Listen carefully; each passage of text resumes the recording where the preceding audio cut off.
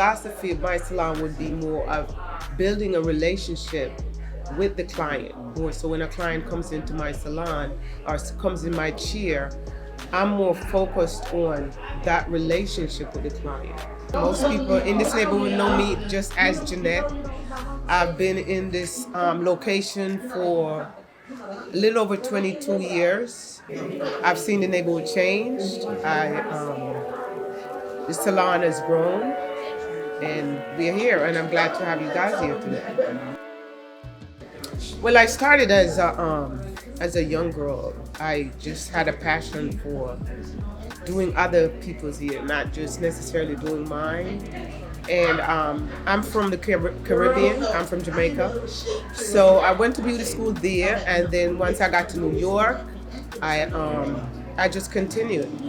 I came here like in the 80s, and it was a big boom in, say, hair salons as a way of entrepreneurship for women having their own business, and it was just such a motivating factor for me to be able to work for myself. So working in having a hair salon was like the easiest way to just create employment for myself and others. I had my own salon for 30 years, and then I came to Jeanette during regentrification in the neighborhood. I couldn't afford the rent anymore. My lease was up, and then I got hit with an illness. I got cancer, and so everything just dropped for a minute. And then I said, I can't do this. I got to get up. And I happened to meet Miss Jeanette at the Ashe dinner, their annual dinner. She was sitting next to me. I was speaking at that dinner, and I gave her a lift back to Brooklyn, which was 2.5 blocks from my house, this salon. So after I ran into the issue with the cancer and losing my business, I came to her and asked her if she could let me have a space. Sitting in your chair, you'll be surprised some of the things that a client trusts you with.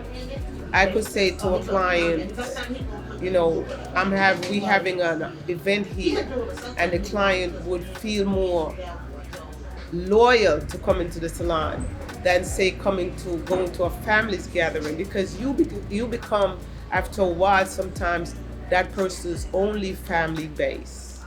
And just knowing that you provide that kind of support and that kind of connection to people so close, it's amazing and it's motivating. Well, we've become intimate friends over the years, and we share a lot because she's been with me with my dad's death, a lot of personal information, and so we're personal with each other. Do you trust her? Yes. Oh, thank God for that. The beauty salon to me is a second home. I enjoy coming here, just spending time with Debbie. The clients have become my friends. And it's just, like I said earlier, it's like a safe space for me. I could come here and talk about anything. My favorite. Right now we were just talking about her niece. We talk about our children, our families. People have therapists. This is my therapy too. It's also a refuge. I can come here and know that somebody else can work on me and I don't have to do anything. So that's really comforting for me. She's like a complete package. She just doesn't do your hair. She sculpts your eyebrows. She puts the eyelashes on if you need the eyelashes. She does the waxing. Debbie is just a one-stop shop. She's Debbie, and she's done all of those things, and she just comes in and she takes care of us. As you can see, my client here, she comes here for hair care. She don't care nothing about the style. She's like, stop being fancy. Just give me my ponytail and let me go. I try to give her a little fancy ponytail. No, she don't want that. I've seen the neighborhood change. The salon has grown. We are definitely involved with the community.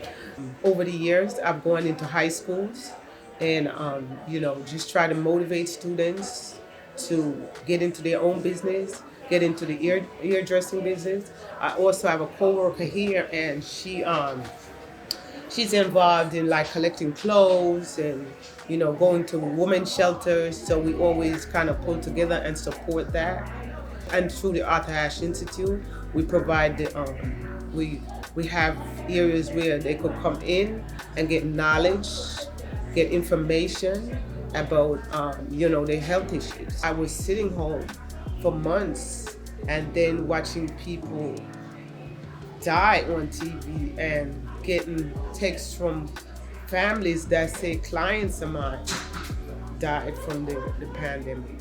We had blessings here and there, and one of the big blessings was, you know, working with the Arthur Ashe Institute. So they gave us information that was valid, and they have doctors there, and they have professionals there, and then they also have other hair salon owners, and they have clients of ours there. And then we process together.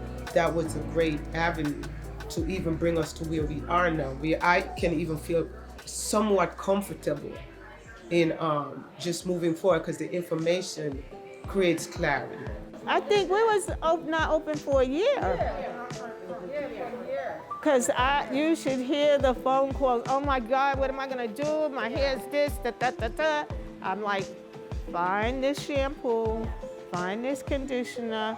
And you know, and I gave them some instructions, personal instructions. And when we came back together, we were so happy to see each other. I think that first day I came back, I just purposely stayed in the chair. I didn't want to leave. Yeah, the pandemic was a really, really sad time for me, you know, not a good time. I'm so glad that's over. I love being in this neighborhood because, you know, it's home for me. I can still see some of my clients grow up, and just, you know, I walk down the street and a young man might say, "Oh, you don't remember me?" And I look and I'm like, "Who are you?" And it seemed like the last time I seen him he was 6, and now he's 26. So just walking out the door, you know, it gives you that level of comfort when you stay in the neighborhood for so long. You know, you build relationships and people know you. You feel, and that makes you feel good. That makes you feel like you're part of something. The Jackson family. I started with Linda, and then Linda brought everybody else into me. She brought her mom into me. Her mom's been coming to me at least 20, 22 years, if not more. And I've done everything to her hair, relaxed it, colored it. Now she's just all natural and just has color in her hair. Then I have her niece and her nephew. So it's generational. They're wonderful, you know. Like I said, they're like, I'm like part of the generation. So I love them, they love me, and we enjoy being with each other more than just doing hair.